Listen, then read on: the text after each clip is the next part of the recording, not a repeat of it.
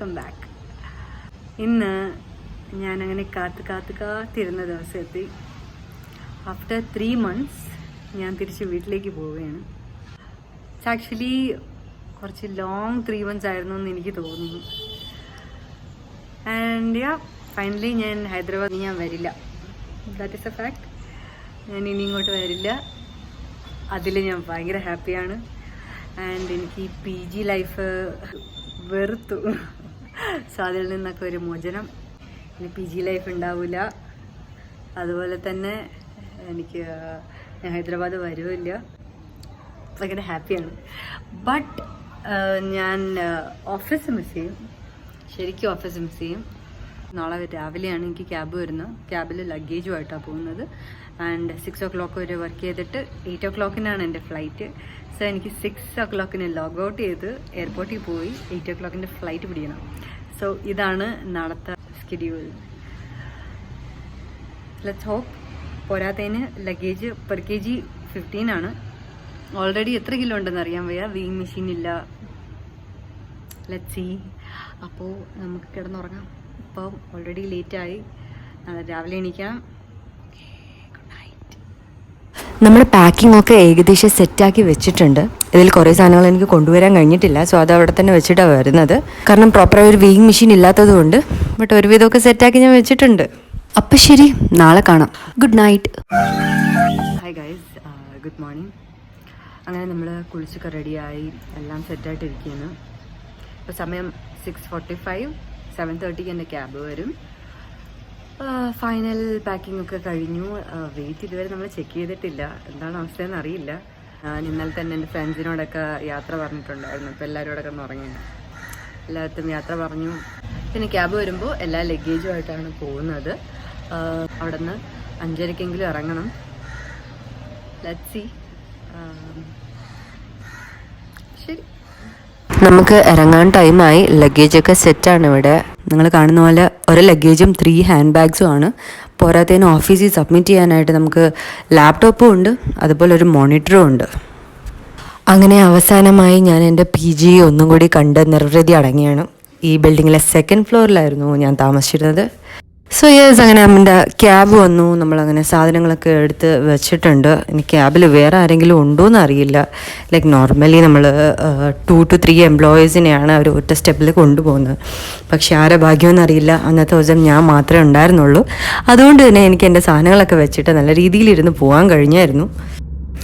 ഇതിൻ്റെ last PWC office ക്യാബാണ്. നമുക്ക് office എത്തിയിട്ട് ഒന്ന് ലോഗിൻ ചെയ്യണം. യെസ്, അതുപോലെ തന്നെ ഇതിൻ്റെ ലാസ്റ്റ് ലോഗിൻ ആയിരിക്കും from office.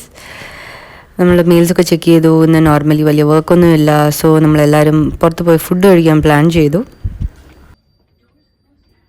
Last team lunch.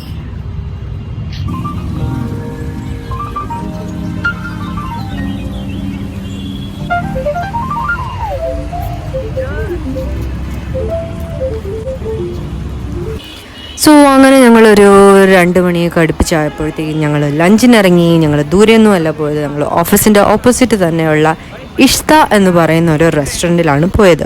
അവിടുത്തെ റെസ്റ്റോറൻറ്റ് എന്ന് പറയുമ്പോഴത്തേക്കും ഇറ്റ് ഈസ് എ വെജിറ്റേറിയൻ ഹോട്ടലാണ്. സോ കുറച്ച് പേർക്ക് ഫാസ്റ്റിംഗ് ഒക്കെ ഉണ്ടായിരുന്നു. സോ അങ്ങനെയാണ് നമ്മൾ ഇവിടെ എത്തിയത്. ആക്ച്വലി നമ്മളെ മാനേജറിന് വേണ്ടി വെയിറ്റ് ചെയ്യാണ്. ബാക്കി എല്ലാവരും ഇവിടെ സെറ്റായിട്ടുണ്ട്. സോ പറഞ്ഞു നിൽക്കവേ എൻ്റെ ഔട്ട്ഫിറ്റ് ഒന്ന് കാണിച്ചു തരാം. യെസ്, ഇതായിരുന്നു അന്ന് എൻ്റെ കൊലം.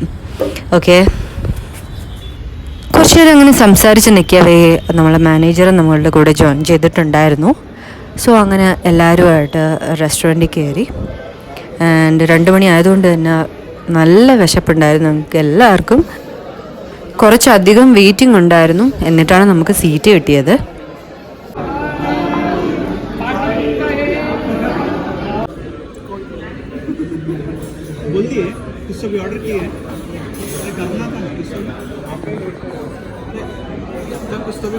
അങ്ങനെ ഒരു വലിയ ഡിസ്കഷന് ശേഷം നമ്മൾ കുറച്ച് ഐറ്റംസ് ഓർഡർ ചെയ്തു. സോ ഫസ്റ്റ് നമുക്ക് സൂപ്പ് വന്നിട്ടുണ്ട്.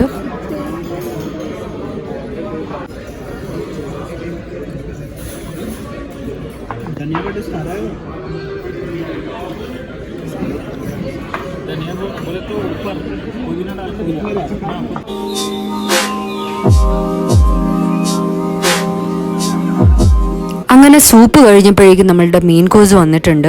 സോ ഇവിടെ കൂടുതലും കുറേ ഗ്രീൻ ലീവ്സ് റിലേറ്റഡും പനീറും അങ്ങനെയൊക്കെയുള്ള ഐറ്റംസ് ആയിരുന്നു കൂടുതലും.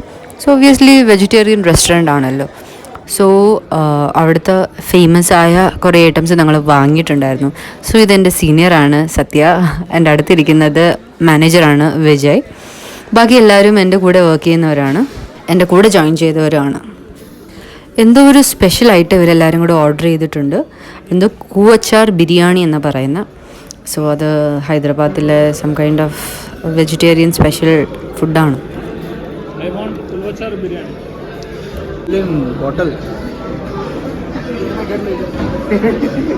This time restaurant is coming to Hyderabad, Bangalore.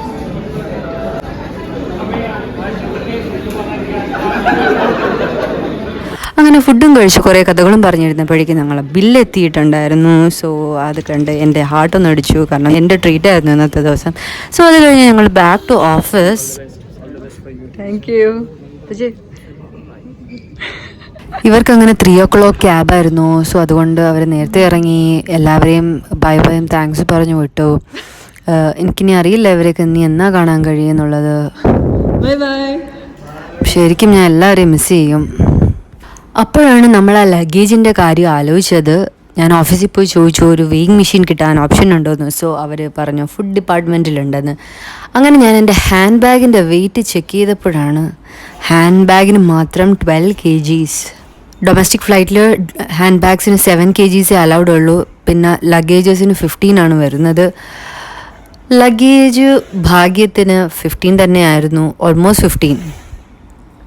So അത് കുഴപ്പമില്ല.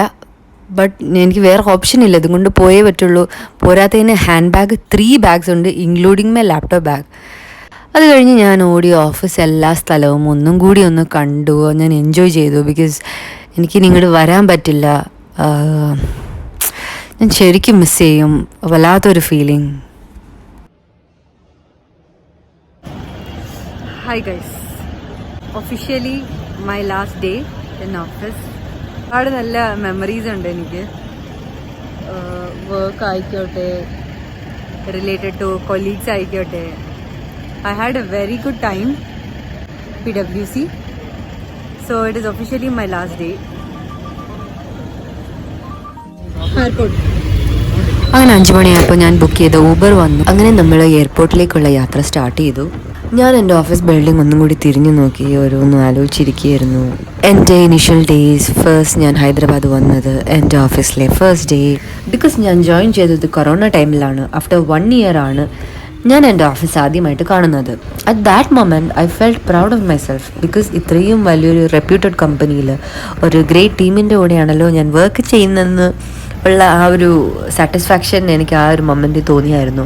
റൈറ്റ് നൗ ഒരു വല്ലാത്ത weird feeling. But yes guys, ആ ടൈം വന്നെത്തിയിരിക്കുകയാണ്. ലൈഫിൽ ഒരു നെക്സ്റ്റ് സ്റ്റെപ്പ്. സോ ചില കാര്യങ്ങൾ നേടണമെങ്കിൽ ചില കാര്യങ്ങൾ സാക്രിഫൈസ് ചെയ്യണം. അതിലൊന്നാണ് എനിക്കെൻ്റെ ഈ ജോബ്. അങ്ങനെ നമ്മൾ എയർപോർട്ടെത്തി. അത്യാവശ്യം തിരക്കുണ്ടായിരുന്നു.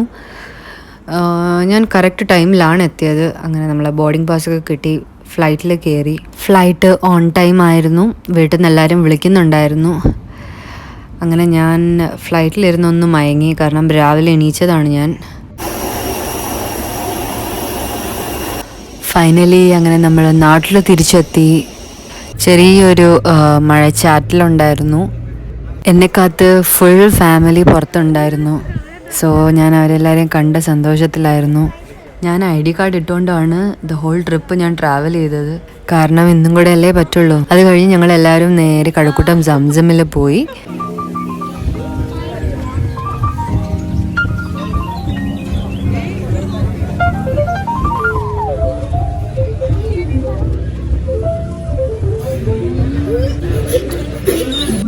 സോ നമ്മൾ സൂപ്പിന് ശേഷം ആസ് യൂഷ്വൽ നമ്മൾ ഷവായ് തന്നെയാണ് ഓർഡർ ചെയ്തത്. ആൻഡ് നോർമൽ തിങ്സ്, അപ്പം ഫ്രൈഡ് റൈസ്, നൂഡിൽസ്, അതൊക്കെ തന്നെയായിരുന്നു.